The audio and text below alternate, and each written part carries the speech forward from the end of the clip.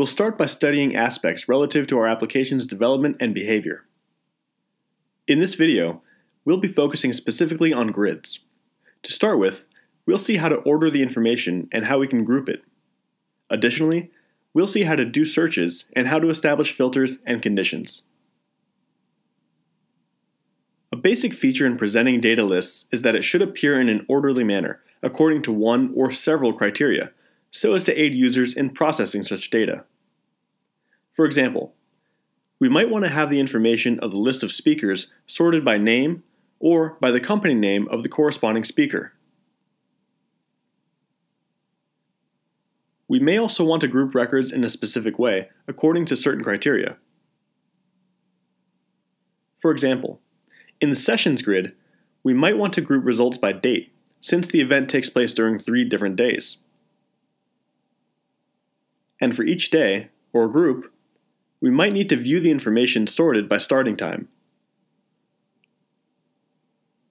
We also need to solve some searches in our application, such as, for example, searching for sessions by speaker, or by company of the speaker, or by country, by time or session, and so on.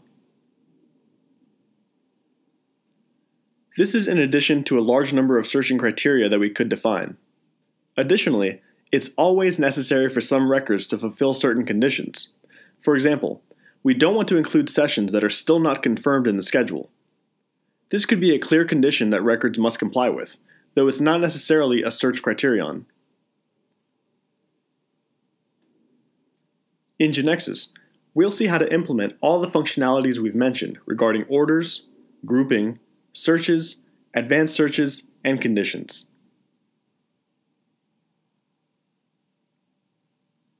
Before any changes are made, we'll review the application.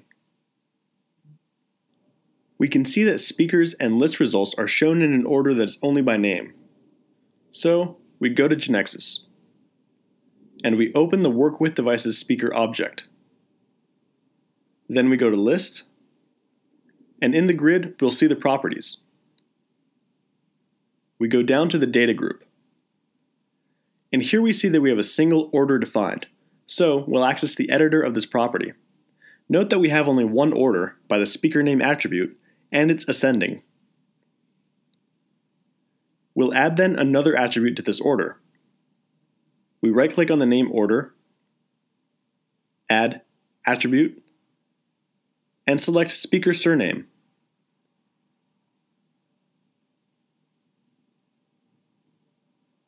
The order defined is now name and surname, but we want the order to be by surname first and then by name.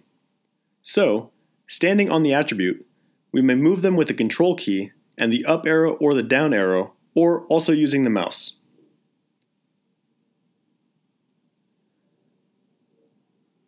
We'll also change the name of the order, and we'll call it full name.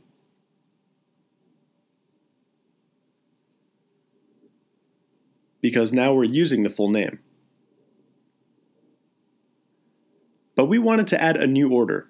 So we go to the Orders node and right-click on Add Order. We enter a name for this order, company, and now we have to specify how this order is made up.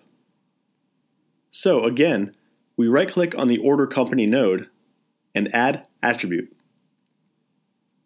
We find company, and we might use company ID as well as company name. But in this case, it'll be clearer if we order it by name. So we select company name. And now we exit the editor, and we can see that we have 2 orders defined. Now we'll run the application. And we wait.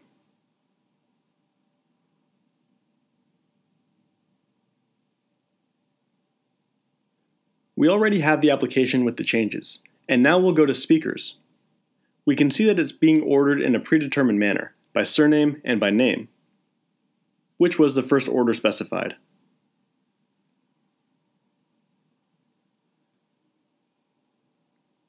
To use the other order, we must access the same option of the advanced filters. And now, since we have more than one order, it'll show us a section with the orders defined. We'll select company and we press search. And now you can see the results are now ordered by company name.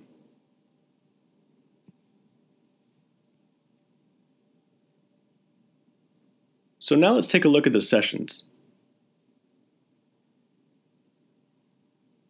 We haven't applied any changes yet for grouping results by date. We'll see this in Genexus again. We open Work with Devices session, and again we go to List, and to the Orders property.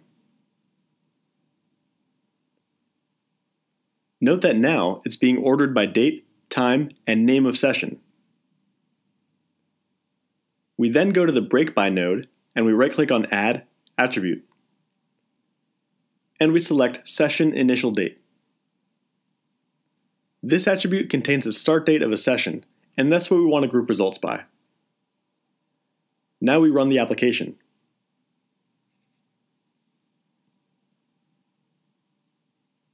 Okay, so we access the application and go to Sessions. And now we'll see that we have a label for each group. In this case, for each date, and below we have the sessions for each date. Let's now see the advanced filters.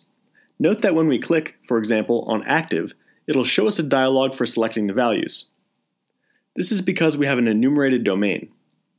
Otherwise, it'll show us a selection list for foreign keys or ranges by default, such as, for example, by dates. Now we go back to the list, keeping in mind that we have an icon to do searches. Let's now see how we can do the setup for all this. We'll access the search property in the grid, and we'll have 5 filters or search criteria. They are Search, which is just one of them, enables us to do searches by name, description, speakers, and session hashtag. To do all this, we use the same search icon on the list screen. Then we have Advanced Search.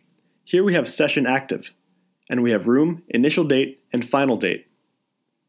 Let's now see how the criterion has been defined. We'll zoom in a little.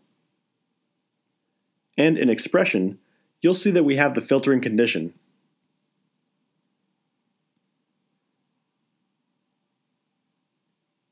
In Type, we can choose a range, from to 2. Or if it's standard, for example, in Room ID, this one is standard. We can also indicate value all and whether we support it or not.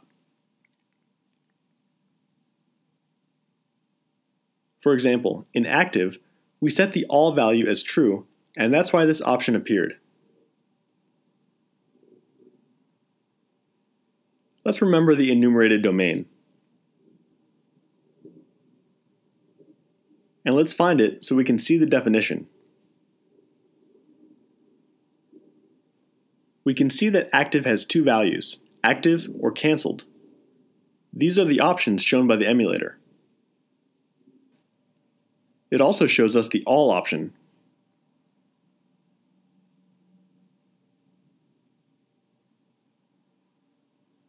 We did this directly in the specification of the search criterion, and in the definition of the search criteria. We could also establish a condition. In this example, in the case of active, it would be more appropriate if, at all times, the sessions shown were only those that are active. So, we'll write session active equal to the domain active dot active.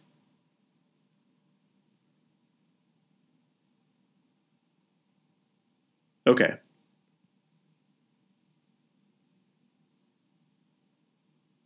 Now all the records will show us the active sessions, and we'll no longer need this filter, so we eliminate it from Advanced Search. And we close. So we've seen several properties of the data group: orders, search, and conditions. This is the end of the subject, and we'll continue with events in the upcoming video.